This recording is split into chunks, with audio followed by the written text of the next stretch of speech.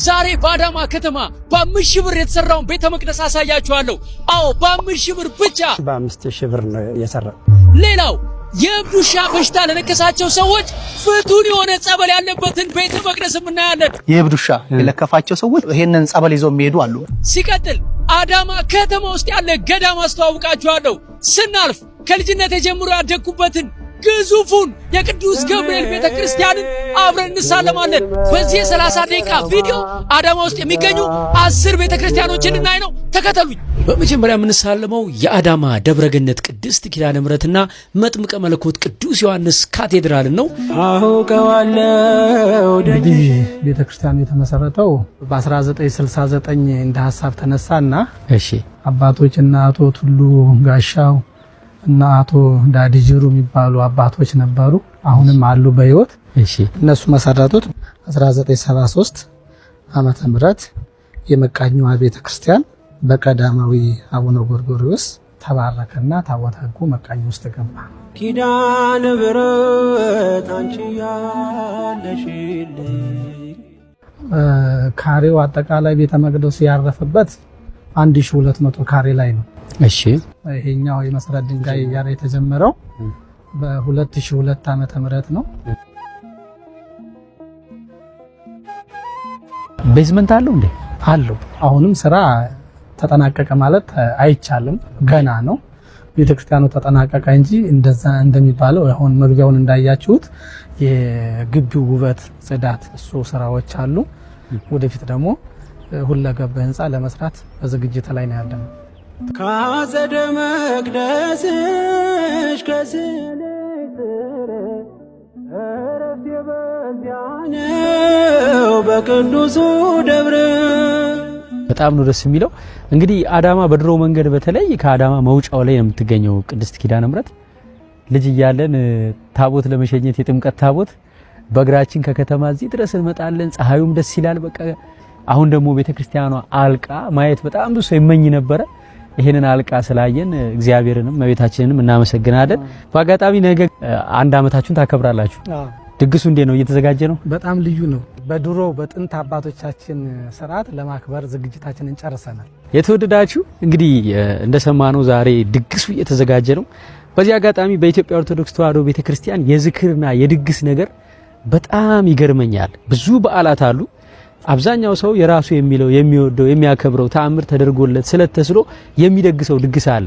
እነዚህ የዝክርና የድግስ ስራዎች በኢትዮጵያ ኢኮኖሚ ላይ ያበረከቱት አሻራና በየቀኑ ኢኮኖሚውን ምን ያክል እንደሚያንቀሳቅሱት ሳስበው ይደንቀኛል። በየቤቱ ዝክር ሲዘከር ድግስ ሲደገስ ታውቃላችሁ፣ ጤፍ ይሸመታል፣ በርበሬ ይፈጫል፣ ቅቤ ይገዛል፣ ምስር፣ ድንች፣ ካሮት ተገዝቶ አንዳንዴ ወጥ ሰሪ ተቀጥሮ እንጀራ ጋጋሪ ተቀጥሮ ወፍጮ ቤቶችም የሚፈጩት ነገር አግኝተው እጅግ በጣም በሚያስደንቅ ሁኔታ ኢኮኖሚው እንደ አዲስ ይንቀሳቀሳል። ሽንኩርቱ፣ ዘይቱ፣ ስጋው ኢቭን የቁም ከብት ያላቸው በግና ፍየል ያረቡ ሰዎች እንኳን ከብቶቻቸውን ለመሸጥ ሰፊ እድል የሚያገኙት የተራበውም የሚበላበት ቢዝነስ የሚሰራውም ገንዘብ የሚያገኝበት የኢትዮጵያን ኢኮኖሚ የሚደግፈው አንዱ የኢትዮጵያ ኦርቶዶክስ ተዋሕዶ ቤተክርስቲያን ትሩፋት ዝክርና ድግስ ነው። እንግዲህ ስትደግሱ ሰማዕታቱን ቅዱሳኑ ብቻ ያከበራችሁ ሳይሆን ሀገራችሁ ላይም ሰዎች ሰርተው እንዲበሉ ምክንያት እየሆናችሁ ስለሆናችሁ ደስ ይበላችሁ ለማለት ነው። በማስከተል ከኪዳነ ምሕረት ወደ ማርያም የናዝሬት ደብረ ፀሐይ ቅድስት ማርያም ካቴድራል። ለማንኛውም በ5000 ብር የተሰራውንና አስደናቂውን የቤተ መቅደስ ህንጻ ሳታዩ ከዚህ ቪዲዮ እንዳትለዩ። ህንጻው መቼ ተጀመረ? 1972 ዓመተ ምህረት ሐምሌ 14 ቀን። ሲያልቅስ መቼ ነው ያለቀው? ይሄ 1980 ዓመተ ምህረት 8 ዓመት ፈጀ ማለት ነው።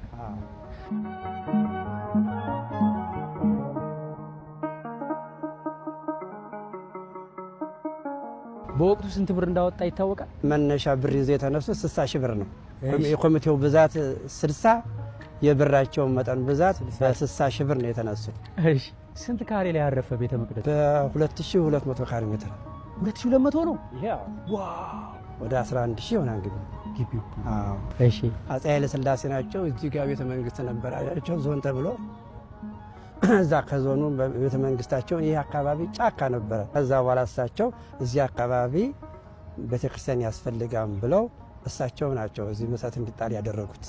መጀመሪያ ቤተክርስቲያን ታቦታ የመጣችው ከአዲስ አበባ ነው። ጽላቷ እሺ አባ ያሬድ የሚባሉ አባት ነበሩ። እሳቸው ናቸው ያመጣት ከበዓታ ማርያም ከአዲስ አበባ። ታቦቱ የገባው በማን ነው?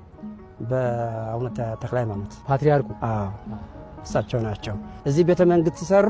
እዚህ ቤተክርስቲያን ኃይለ ሥላሴ ማህበራዊ ኃላፊነት ላይ ቤተክርስቲያኗ ምን ምን ትሰራለች? አሁን እዚህ ትምህርት ቤት አለ። ከነርሰሪ እስከ 12ኛ ክፍል ተከፍቶበታል። እዛ ላይ በነፃ የሚማሩ ወደ 300 ተማሪዎች አሉ። እንዴ እነሱንም ቤተሰቦቻቸውንም ትረዳለች። በገጠር አካባቢ ላሉ ቤተክርስቲያኖች ለነሱ እንድደጉም የቆሎ ተማሪዎች በመንፈሳዊ ኮሌጅ ሁሉ ይሄንን ሁሉ ለመስራት አስባ አሁን ህንጻ ጀምራለች። በርካታ አብያተ ክርስቲያናት የራሳቸው ትምህርት ቤት እንዳላቸው ይታወቃል። ትምህርት ቤቶች ደግሞ መምህራን ይቀጥራሉ፣ ሞግዚት ይቀጥራሉ፣ ዘበኛ ይቀጥራሉ፣ ዳይሬክተር፣ አስተዳዳሪ፣ ፋይናንስ፣ ማርኬቲንግ የማይቀጥሩት የሰው ኃይል የለም። ይሄ ሁሉ በቤተ ክርስቲያን ዙሪያ እንጀራ በልቶ የሚያድር በስሩ 3-4 ቤተሰብ ይዞ የሚያስተዳድር የኢትዮጵያ ህዝብ ነው። እንግዲህ ከምስራቀ ፀሐይ ቅድስት ማርያም ቤተክርስቲያን ደጃፍ እነዚህ የንዋየ ቅድሳት መሸጫ ሱቆች አሉ። እነዚህ ሱቆች ሳይ ደግሞ ሌላ የቤተክርስቲያን አስተዋጽኦ ለኢትዮጵያ ኢኮኖሚ ትዝ አለኝ። ተመልከቱ።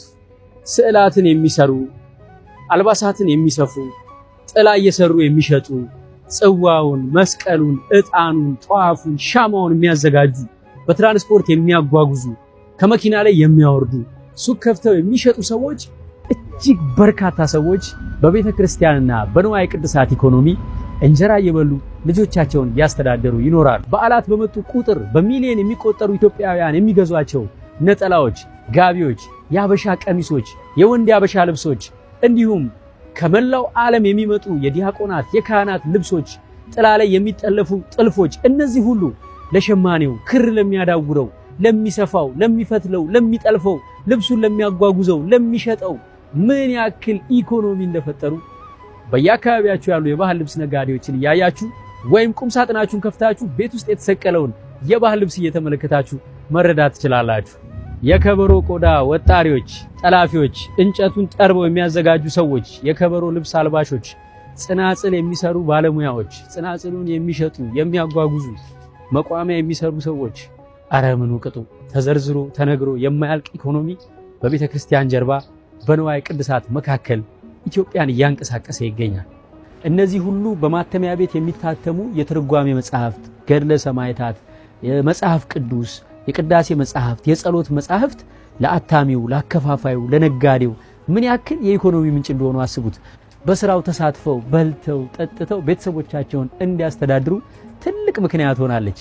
ትልቅ ኢኮኖሚ አንቀሳቅሳለችና የስጋም የነፍስም እመቤት የምትባልበት አንዱ ምክንያት ይሄ ይመስለኛል። መቼም ቤተክርስቲያን ለኢትዮጵያ ኢኮኖሚ ያደረገችው አስተዋጽኦ እንዲህ ነው ተብሎ ተዘርዝሮ አያልቅም። አሁን ወደ ቀጣዩ ቤተክርስቲያን እንሂድ። አሁን ደግሞ ወደ ኮሌጅ አካባቢ እንሂድና የናዝሬት ደብረ አሚን አቡነ ተክለ ሃይማኖት ቤተክርስቲያንን ላስቃኛችሁ። ለማንኛውም በ5000 ብር የተሰራውንና አስደናቂውን የቤተ መቅደስ ህንጻ ሳታዩ ከዚህ ቪዲዮ እንዳትለዩ። የመጀመሪያው አቡነ ተክለ ሃይማኖት ቤተክርስቲያን በዚህ በአዳማ ከዚህ ከአስፋልት በታች ነበረ። በዚህ በአዳማ ዩኒቨርሲቲ ግቢ ጉባኤ ተማሪዎች በ96 አካባቢ እዛ ከአስፋልት በታች ተሰርቶ ነበር። ከዛ እግዚአብሔር በፈቀደና በወደደ ጊዜ በ2001 ዓመተ ምህረት ይሄ ቦታ ተሰጠ ማለት ነው እና ሚያዝያ 3 2001 ዓመተ ምህረት በብፁዕ አባታችን አቡነ ጎርጎርዮስ የመሰረት ድንጋይ ተቀምጦ ኦልሞስት በ8 ወር ውስጥ አካባቢ ተጠናቆ ግንቦት 12 2002 ዓመተ ምህረት ተመረቀ ማለት ነው። ይሄ ህንጻ ቤተክርስቲያን ስንት ካሬ ላይ ነው ያረፈው ቤተ መቅደሱ? ቺኛዋ በረንዳውን ጨምሮ 180 ካሬ ላይ ነው ያለው። ቤተክርስቲያን ውስጥ በዋናነት የጻድቁ አባታችን የአቡነ ተክለ ሃይማኖት ጽላታቸው አለ። በእሳቸው ስም ነው የሚታወቀው። ከዛ በተጨማሪ የጻድቁ አቡነ ሐራ ድንግል ታቦት አለ። የካህናተ ሰማይም አለ። አሁን ያለውት በተክለ ሃይማኖት ቤተክርስቲያን እየተገነባ ያለው ትልቁ ህንጻ ቤተክርስቲያን ውስጥ ነው። እስካሁን ከ70 ሚሊዮን ብር በላይ የፈሰሰበት እጅግ ዘመናዊ የሚያምር ሰፊ ህንጻ ነው። እንግዲህ አስተውሉ። እቺ ትንሽዬ መቃኞ ከተማ ዳር ያለች ቤተክርስቲያን እንዲህ አይነት ግዙፍ ህንጻ ስትገነባ በየከተማው የሚገነቡ ህንጻዎች ደግሞ ቢደመሩ በአሁን ሰዓት ኢትዮጵያ ውስጥ የኢትዮጵያ ኦርቶዶክስ ተዋሕዶ ቤተክርስቲያን በስንት ቢሊዮን ብር እየገነባች እንደሆነ አስቡት። ይሄ ህንጻ ሲገነባ ዝም ብሎ አይደለም። አሸዋ ከየወንዙ እያወጡ የሚሸጡ ወጣቶች፣ ድንጋይ አቅራቢዎች ከጠራቢው ጀምሮ እስከ ሹፌሩና እስከ አውራጁ ድረስ ይጠቀማሉ።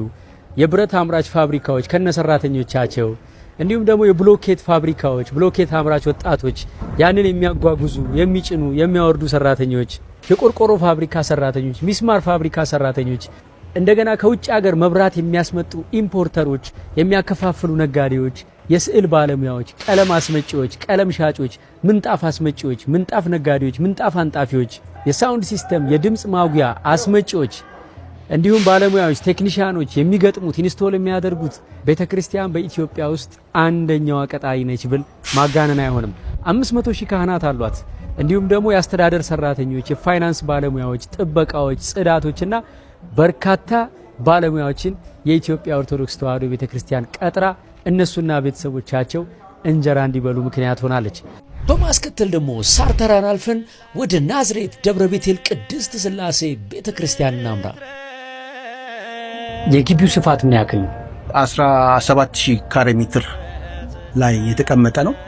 የሰሩት እዚህ አካባቢ ያሉ መላከ ብርሃናት መምሬ ጸጋዬ ወልደ ሰማዕት ናቸው።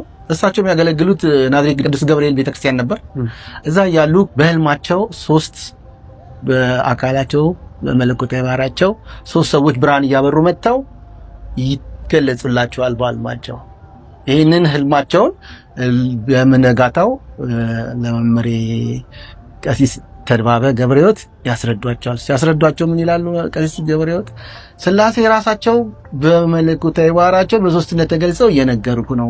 ስለዚህ ፍቃድ እግዚአብሔር አለበት። ቤተክርስቲያኑ እንዲሰራ ያሰብነው የግርግስ ሳይሆን የሥላሴ ነው በማለት አሳየ።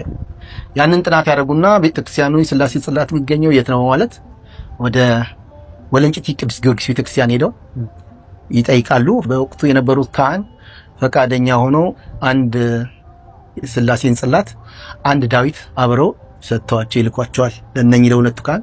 በወቅቱ ጽላቱ የሚያስቀምጡበት ቦታ ስላልነበራቸው ቅዱስ ገብርኤል ካቴድራል ቤተክርስቲያን ጽላቱን ያስቀምጣል። ጽላቱን አስቀምጠው ቦታ ፍለጋ ሲያደርጉና እዚያ አካባቢ ያሉ ሰዎች የእርሻ መሬታቸው ስለነበረ የተወሰኑ ሰዎች ይጠይቃሉ። በወቅቱ የነበረው ዘንጋዳ ተዘርቶበት ነበር። የዘንጋዳዋን አናት ዘንጋዳውን ካነሱ በኋላ በአገዳው ከዚህ ቤተክርስቲያን ወደታች ዝቅ ብሎ የሚገኝበት ግራሩ ስር የዘንጋዳ መቃኙ ቤተክርስቲያን ይሰራሉ እና ከላይ ሳር ያለብሱና ታቦታቸውን አምጥተው እዚያ ያስቀምጣሉ። ከዛ ወደዚህኛው ቤተክርስቲያን ቆርቆሮ ቤተክርስቲያን ሰሩ። ከዛ በተሸክላዊ ትንሽ ቤተክርስቲያን ሸክላ ሰሩ፣ 4 ማዕዘን እንደዚህ እያሉ ነው እዚህ ቤተክርስቲያን ላይ ተደረሰው። ከጽና ማትቤ ልጀምር ውዳሴ በትምህርተ መስቀል በስመ ሥላሴ ይርቃል ከጎኔ ጠላት። ጥርብ ድንጋይ በረንዳው አቶ ጌታቸው ናቸው ያሰሩት። ስዕላት በጠቅላላ የለውም ነበር ቤተክርስቲያኑ። ሙሉ ስዕሉ እያስተባበሩ ነው ከራሳቸው፣ ህዝቡም እያስተባበሩ የወንዶች በር በደቡብ ያለው የምዕራብ በር ይሄ አሁን ሲያልቅ ይህንን አጥር ይህን ቴራዞን በጠቅላላ የሚሰሩት አቶ ጌታቸው ገላን የድሬዳዋ ሆቴል ባለቤት አዳማ ላይ የሚገኙት። እንደው ደስ ይላል በጣም እግዚአብሔር የተመሰገነው። እዚህ ቤተክርስቲያን ደባል ታቦታት አሉ። የሥላሴ ቅዱስ ራጉኤል፣ ቅዱስ ኪዳነ ምሕረት። አሁን ደግሞ በቅርብ እስከ ዛሬ ድረስ ተደብቀው ቆጠራ ሲካሄድና የቄሰ ገበዝ ቀይር ቄሰ ገበዞች ናቸው የሚጠብቁት። የመጨረሻው ቄሰ ገበዝ አሁን ላለው ቄሰ ገበዝ ሲያስረክቡ 8 ቃል ኪዳን ታቦት እንደተገኘ። ማህበራዊ እሴቷ ሳይሆን በበጎ አድራጎት ዙሪያ ቤተክርስቲያኗ ምን ላይ ተሳትፋለች? ሰሜን በኩል አንድ የነዳያን ማሰባሰቢያ ቤት ሰርታለች። ህዝቡን ማስተባበር ነው። በዛ ውስጥ የቆርቆሮ ቤት ተሰርቶላቸው ነዳያኖቹን ከየቤታቸው ማለት ችግር የለባቸው ልጆች፣ አባት እናት ያጣቸው፣ ረጂ ያጡ ሽማግሌዎች፣ ህጻናቶች እዚህ የቅድስት አርሴማና የናዝሬት ደብረ ቤቴል ቅድስት ሥላሴ የናታንም የበጎ አድራጎት ማህበር ይባላል። ማህበሩ ልብሳቸውን በማጠብ በየወሩ ጸጉራቸውን በመቁረጥ የተለያየ ነገር እንዲያደርጉ ቤተክርስቲያን ተፈቅዳላቸው። ልብስ እየተገዛላቸው ብርድ ልብስ፣ የሚተኙበትን ልብሶች በወር የአርሴማ ቀን ምግብ እያዘጋጁ የተለያየ ነገሮች እያረዱላቸው ጾም ሲፈታም እያስፈታቸው ትምህርት ያስተምሯቸውና አረጋውያን ሽማግሌዎችን ቁርባን እንዲቆርቡ ሙሉ ልብሳቸውን አልብሰው እንዲቆርቡ ያደርጓቸዋል። እነኚህ ሰዎች ከዚህ ዓለም ሞት ሲለዩ ፍታት አስፈትተው መቃብራቸውን አስቆፍረው ለቅሶ አድርገው ይቀብሯቸዋል። በማህበሩና በቤተክርስቲያኒቷ በጎ ፍቃድ ማለት ነው። ከእንደገና በእንቁጣጣሽ በተለያዩ ተማሪዎችን እያሰባሰበች ደብተር፣ እስክሪብቶ ረጅ የሌላቸው ልጆች ትሰጣለች። አልባሳት ከህዝቡ አሰባስባ ለቸገራች ትሰጣለች። ለቅሶ ሲሆን ታጽናናለች። ደስታ ሲሆን ደግሞ ሰርጉ ምኑ አባቶቻችን እየሄዱ ይባርካሉ። ከ84 ቤት በላይ አገልጋዮች አሉ። የእነኝን ሁሉ አገልጋዮች ደሞዝ ትከፍላለች ቤተክርስቲያኒቱ። ስራ ድንቅ ነው ጥበቡ ከአእምሮ በላይ ነው። አሁን ደግሞ መወስዳችሁ ወደ ናዝሬት ቅዱስ እግዚአብሔር አብ ቤተክርስቲያን ነው። አብረን እንሳር። በ5000 ብር የተሰራውንና አስደናቂውን የቤተ መቅደስ ህንጻ ሳታዩ ከዚህ ቪዲዮ እንዳትለዩ። እዚህ ቤተክርስቲያን የአዳማ ልጆች ብዙ ትዝታ አለን። አንደኛ ቅዱስ እግዚአብሔር አብ በጸበሉ ይታወቃል። ሁለተኛው ደግሞ በቀብር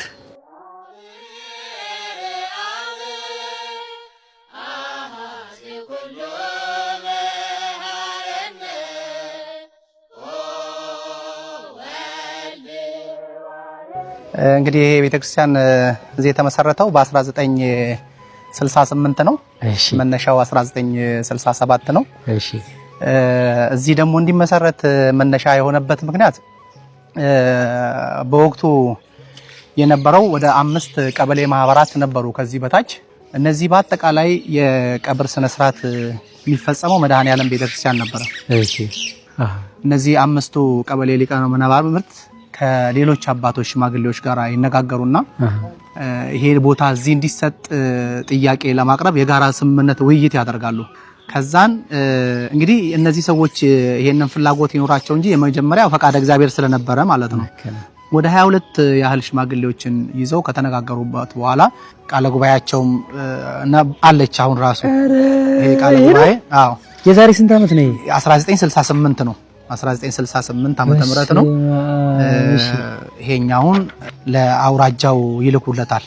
እሺ እነዚህ ለአውራጃው ከላኩለት በኋላ ደግሞ አውራጃው ይሄንን ማረጋገጫ ለቤተክርስቲያኒቷ ሰጣት። እዚህ እንግዲህ እግዚአብሔር አብ ቤተክርስቲያን እኔም ትዝ የሚለኝ ድሮ አንድ ሰው በደንብ በጽኑ ደዌ ሲያዝ ጸበልም ፍለጋ ይመጣል። በጣም ብዙውን ጊዜ ከርቀት እየመጡ የሚፈወሱ ሰዎች አሉ።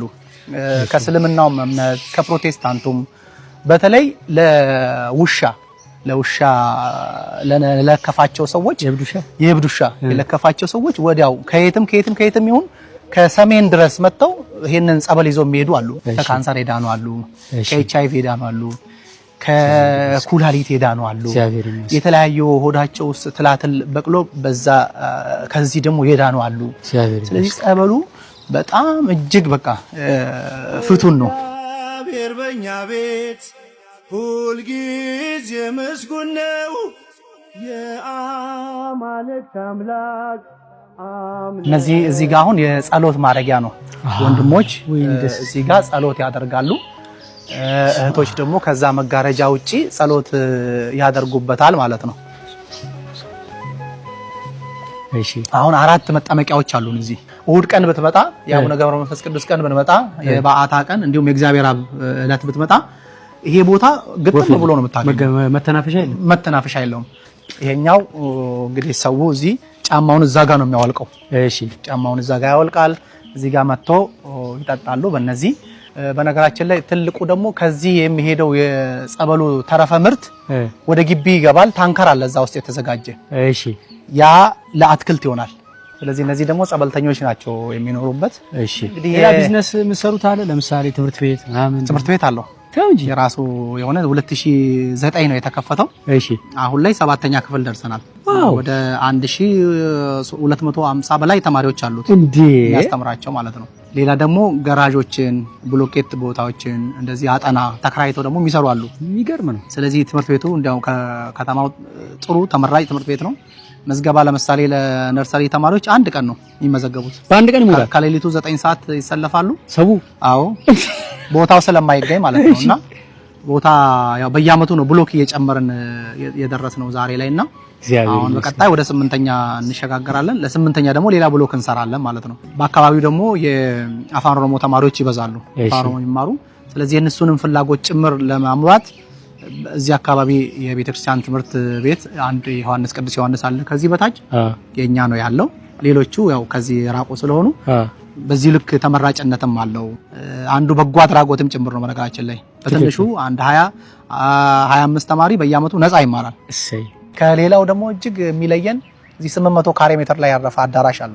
ኦኬ ብዙ እንትኖች ሰርጎች ይካሄዳሉ። ኪራዩም ደግሞ እንደሌላው እንደ ዓለማዊ አይደለም። በዚሁ አጋጣሚ አትቀየሙኝና አንድ ነገር ልበል። ቤተ መቅደስ ጫማ ይዞ ስለመግባት ማለት ነው።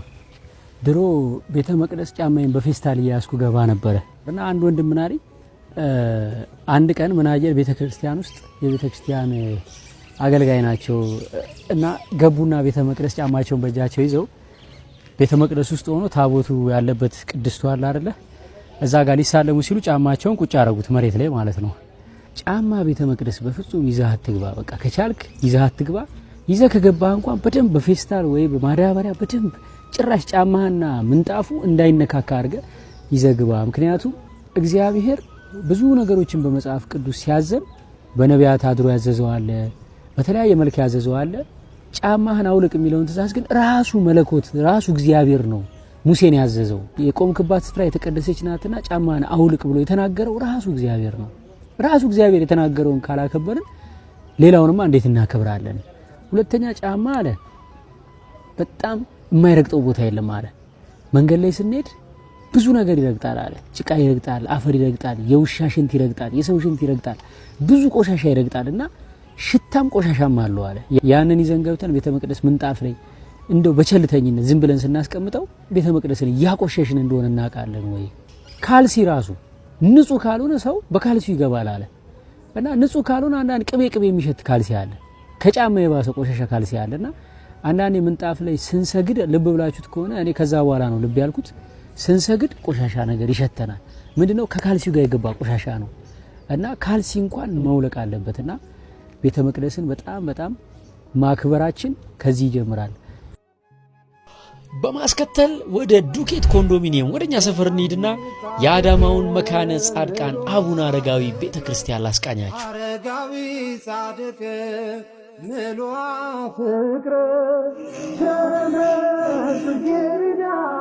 የኢትዮጵያ ኦርቶዶክስ ተዋሕዶ ቤተክርስቲያን በጾም ወቅት በጣም የሚገርም ኢኮኖሚያዊ ትስስር ታደርጋለች። በዛ ወቅት በቃ ብዙ የጾም ባህላዊ ምግብ ሬስቶራንቶች ይነቃቃሉ፣ ጁስ ቤቶች በጣም በብዛት ጁስ ይሸጣሉ። እዚህ ጋር እንግዲህ አትክልቱን ያመረተው ገበሬ፣ ያጓጓዘው ሹፌር፣ የሸጠው ነጋዴ ይሄ ሁሉ የኢኮኖሚ ተጠቃሚ ይሆናል።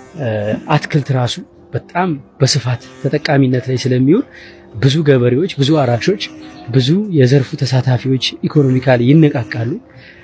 በጾም ወቅት ሌላው የሚገርመው ነገር ያው ኦርቶዶክሳውያን ከ200 በላይ ቀን በአመት ጾም ነው። አብዛኛው ሰው የጾም ምግብ ስለሆነ የሚጠቀመው የስጋና የወተት ተዋጽኦችን አይገዛም። ያ ደግሞ ምን ያደርገዋል? ዋጋው ውድ የነበረውን የፍስክ ምርት እንዲቀንስ ያደርገዋል። ሲቀንስ በጣም ብዙ ሰው ይጠቀማል ማለት ነው። በተለይ ህፃናት፣ ታማሚዎች፣ በደህናው ቀን ይሄን ገዝተው መጠቀም የማይችሉ ሰዎች ዋጋው ስለሚቀንስላቸው ተጠቃሚ ይሆናሉ። እንዲሁም ደግሞ የአሳ አጥማጆች፣ አሳ አምራቾች በሰፊው አሳ እያመረቱ የኢኮኖሚያቸውን የሚደግፉበት ወቅት የኢትዮጵያ ኦርቶዶክስ ተዋሕዶ ቤተክርስቲያን የጾም ወቅት ነው። ሌላው በኦርቶዶክስ ጾም እንግዲህ አልባሌ ነገር ላይ ይውሉ የነበሩ ገንዘቦች፣ በመጠጥ በተለያየ ምክንያት ይባክኑ የነበሩ ገንዘቦች እየተሰበሰቡ ለቤተሰብ የሚውሉበት፣ በጣም ብዙ ድሆች የሚታሰቡበት፣ ብዙ ገዳማት ስጦታ የሚያገኙበት ሰዓት ነው። በዚሁ ተያይዞ በነገራችን ላይ በጾም ወቅት ከፍተኛ የሆኑ የገንዘብ ማሰባሰብ ስራዎች ይሰራሉ። በዚህ ምክንያት ዲያስፖራው ከመላው ዓለም ከፍተኛ ዶላር የሚልክበት ወቅት የጾም ወቅት ነው። ይሄ ማለት የኢትዮጵያ ኦርቶዶክስ ተዋሕዶ ቤተክርስቲያን ወደ ኢትዮጵያ ብዙ ፎሬን ከረንሲ ወይም ውጭ ሀገር የተለፋበት ገንዘብ እንዲመጣ ዋነኛዋ ምክንያት እንደሆነች ይታያል ማለት ነው። ይህ ቤተክርስቲያን የተመሰረተው በ2000 ነው።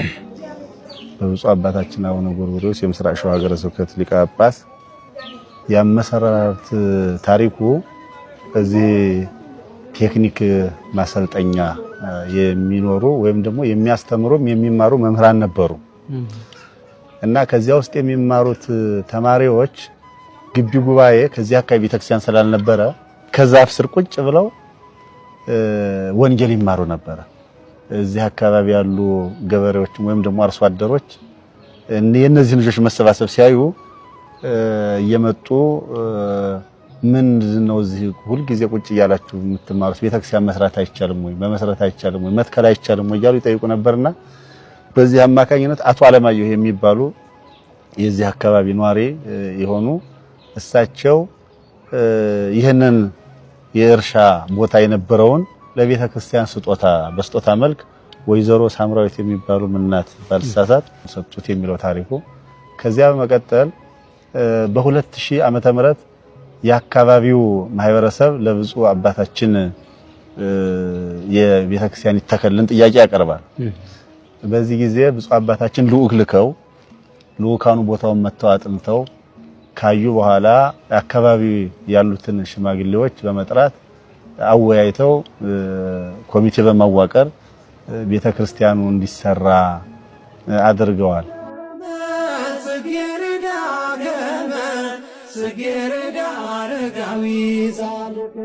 18ኛ የምስረታ በዓል ስናከብር ከካንሰር ከስኳር ከግፊት ብዙ ሰዎች ድነው መጥተው ምስክርነት ሲሰጡ ነበር።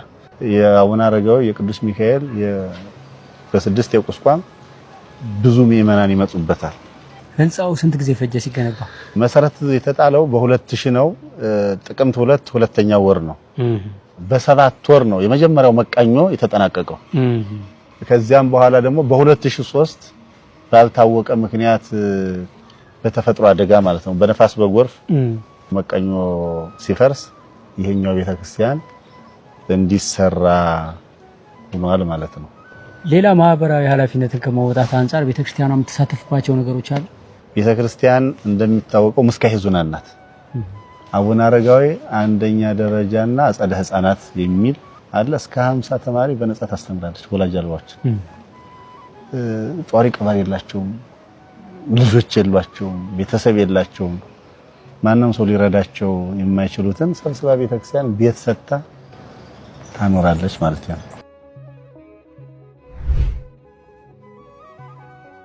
አሁን የምንሄደው ወደ መድኃኔዓለም ገዳም ነው። ገዳማትና የኢትዮጵያ ኢኮኖሚ ደግሞ እንዴት እንደሚተሳሰር እኔ እንደምታውቁት ትልልቅ ንግሶች፣ የገዳማት ጉዞዎች በጣም በብዛት ይዘጋጃሉ። የትልልቅ መኪና ሹፌሮች፣ አሽከርካሪዎች፣ ረዳቶች፣ ነዳጅ ማደያዎች፣ ጎሚስታዎች፣ ጋራዦች እነዚህ ሁሉ በጉዞዎች ውስጥ ከሚመጣው የኢኮኖሚ በረከት ተቋዳሾች ናቸው። ወደ ገዳማት ስንሄድ ደግሞ በአካባቢው ያሉ ሆቴሎች፣ ምግብ ቤቶች፣ ቆሎ ሻጮች ከትናንሽ እስከ ትላልቅ ንግድ ቤቶች አንዴ ለንግስ ስንሄድ ምን ያክል እንደሚንቀሳቀሱም አትርሱብኝ። ወደ ገዳማት በሚደረጉ ጉዞዎች መኪኖች ብቻ አይደሉም፣ አየር መንገድም በሰፊው ተጠቃሚ ነው። እንዲሁም ደግሞ የመኪና ደላሎች በአጠቃላይ ከጉዞ ጋር በተያያዘ መቼም ሰው ሲንቀሳቀስ ትልቅ ኢኮኖሚ አብሮ ይንቀሳቀሳልና በርካቶች በልተው ጠጥተው ለማደራቸው ምክንያቱ አንዱ የገዳማትና የኢትዮጵያ ኦርቶዶክስ ተዋሕዶ ቤተክርስቲያን መዋቅር ነው። አሁን ወደ መድኃኔዓለም ገዳም ልንገባ ነው።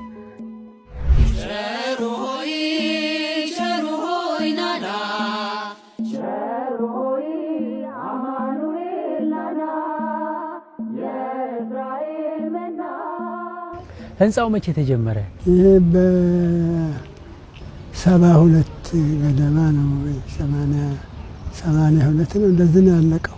200 ብር ማገኘን 150 ብር ማገኘን ቀን ሙሉ ስንጠብቅ ያ ተለገ ሰው 10 ሳንቲም 5 ሳንቲም ነው የሚሰጠው። በቃ ግማሹ ምናምን ነገር ይጥላል፣ ግማሹ ምህን ይሰጣል፣ ግማሹ እህልም የሚሰጣል። እንደ በቃ በቋጥሮ እንደኛ መጣና ይሰጣል። ይህ የምታዩት ውብና ዘመናዊ ህንጻ ቤተክርስቲያን በጊዜው ተሰርቶ የተጠናቀቀው በ5 ሚሊዮን 200 ምናምን ሺህ ብር ነው ቢባል ማን ያምናል? ለማንኛውም በ5 ሺህ ብር የተሰራውንና አስደናቂውን የቤተ መቅደስ ህንጻ ሳታዩ ከዚህ ቪዲዮ እንዳትለዩ። እንግዲህ እስካሁን በጉጉት የጠበቅነውን በ5 ሺህ ብር የታነጸውን በቅድስት ማርያም ቤተክርስቲያን ግቢ ውስጥ የሚገኘውን አስደናቂውን ቤተ መቅደስ እናያለን። ወደዛው እንሂድ። በ5 ሺህ ብር የተሰራውን ቤተ መቅደስ ነው ማሳያችሁ። ከዛ እዚህ ቤተክርስቲያን ደግሞ ብር በጀት ፈቅደው 50 ሺህ ብር ፈቅደው ከዛ አገረ ገዢው ግራዝማች ሳሉ ዱፋኤል ይባል ነበር። እሱ ግን ብሩን አልጨረሰውም። በ5 ሺህ ብር ነው የሰራው። በ5 ሺህ ብር ነው ሙሉ ለሙሉ ቤተ መቅደስ ተሰርቶ ያለቀ። እነዚህ ነገሮች በሙሉ በዛን ጊዜ ርካሾች ናቸው። በ42 እንኳን በዛን ጊዜ አንድ ቆርቆሮ ብር ከ50 የነበረበት ዘመን እና ሲሰራ ሲገነባ በጨፈቃ ነው። ጭቃ እየተወካ በጭቃ የተሰራ ነው እና ከዛ 45000 ብር ተረፋቸው ማለት ነው። አዎ ያንን ብር መንገድ ነው ያሰሩበት። ትምህርት ቤት አሰርተውበታል። ሆስፒታል አሰርተውበታል። አሁን ያለ ማራማሞ የሚባል አጼ ገላውዴዎስ የሚባል አሁን አለ ትልቅ ትምህርት ቤት። አዎ አቋሩ ተመረበታል እንትና እሱም ሁሉ እሳቸው ናቸው። አሁን ደግሞ ያሳደገኝ መልአክ ያደግኩበትን ደብር እናያለን። የናዝሬት ደብረ ሰላም ቅዱስ ገብርኤል ቤተክርስቲያን። ገብርኤል መልአከ ራማ ገብርኤል መልአከ ራማ። ይሄ ቤተ መቅደስ ለኔ ልዩ ትርጉም አለው። ሕፃን ሆኜ ገና ህንጻው ሲሰራ በቁና አሸዋ ተሸክም ያለው እሁድ ቀን አሸዋ እየተሸከምን እየተቀባበልን ላይ ድረስ ሲወጣ በጣም ብዙ የአካባቢውና የአስር ቀበሌ ምዕመናን አሸዋ ተሸክመን መጨረሻ ላይ ስራው ሲያልቅ በጣም ይጣፍጥ ድፎ ዳቦ ይጋገራልና በትልልቁ ተቆርሶ ይሰጠን ነበር።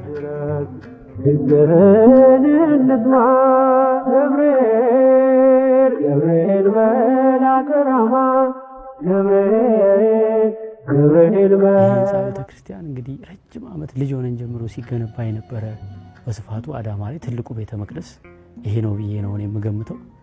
ከተሳሳትኩ ታርማለሁ። በጣም የልጅነት ትዝታዎቼ እዚህ ቤተክርስቲያን እዚህ መቅደሱ ሳይሆን እዚህ ደብር ላይ ነው የልጅነት ትዝታዎቼን ያሳለፍኩት። ሲፈጸም ዘመኑ ሲያበቃ ከገና ሳዘገይ ሳይጎድል ደቂቃ። ዛሬ ስለዚህ አስደናቂ ቤተ መቅደስ እንዲህ ነው አልላችሁ። ለምን ካላችሁ ከዚህ ቤተ መቅደስ ጋር ተያይዞ ከናዝሬቱ ቅዱስ ገብርኤል ቤተክርስቲያን ጋር ተያይዞ ዓለም ሊሰማው የሚገባ እጅግ በጣም የሚያስደንቅ አዲስ ነገር አለ። ያ ነገር አባታችን ቆይ ይለቅና መተ ዶክመንተሪ ትሰራለህ ብለውኛል።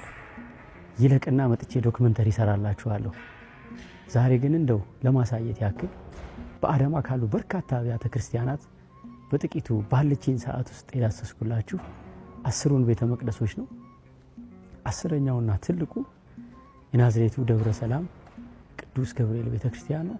የድሮ ቤተ መቅደስ ክብ ሆኖ በመጠኑ አነስ ያለ ነው። ያው ምዕመናኑ እየበዙ ሲሄዱ ቤተ መቅደሱ ሲያንስ ነው ይሄኛው ትልቁ ካቴድራል የተጀመረው። እዚህ ደብር ላይ እንግዲህ የልጅነት ትዝታዎች አሉ። ሰንበት ትምህርት ቤት የተማርንበት፣ ሐምሌና ታህሳስን መድረክ ላይ እየቆምን የዓመት ፕሮግራሞችን የሰራንበት፣ እሁድ እሁድ እየመጣን ቅዳሴውን ተሳትፈን ጸበል ጠጥተን የምንሄድበት፣ ጥምቀትና መስቀልን ያገለገልንበት እጅግ በጣም የማይረሱ ትዝታዎች አሉ።